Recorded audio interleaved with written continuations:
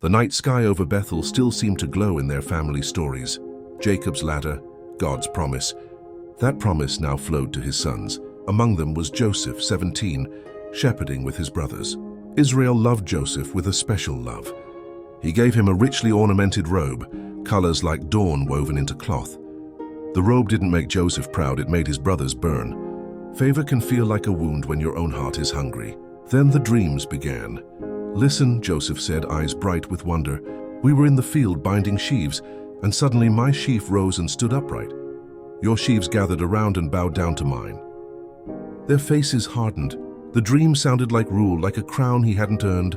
Another night, another vision. The sun, the moon, and 11 stars bending low. Even Jacob rebuked him. "What is this dream you have dreamed, Ewe?" Yet he kept the matter in his heart, because sometimes a dream sounds like arrogance, until time reveals it was prophecy. Joseph didn't scheme, he simply believed. He wore the robe not as a boast, but as a sign of being seen, set apart, sent ahead.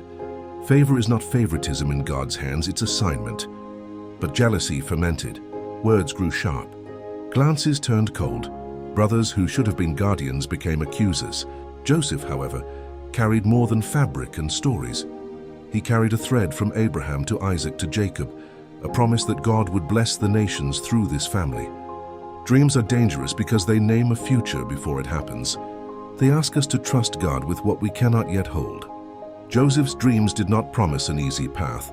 They promised a faithful God, a God who speaks in the night and is not afraid of the day that follows. The robe, the dreams, the stairs, the quiet resolve. This is where Joseph's road begins, not in a palace but in a pasture, not with applause but with offense. Yet the one who stood above Jacob's ladder still stood above Joseph's life. The same God who opened heaven would open a way, even when brothers closed their hearts. Hold the scene. A beloved son, a burning envy, a future whispered in symbols of grain and stars. The story is turning. The dreamer doesn't know it yet, but the dream will have to pass through betrayal before it becomes a blessing, for his family and for the world. Follow the timelines of grace.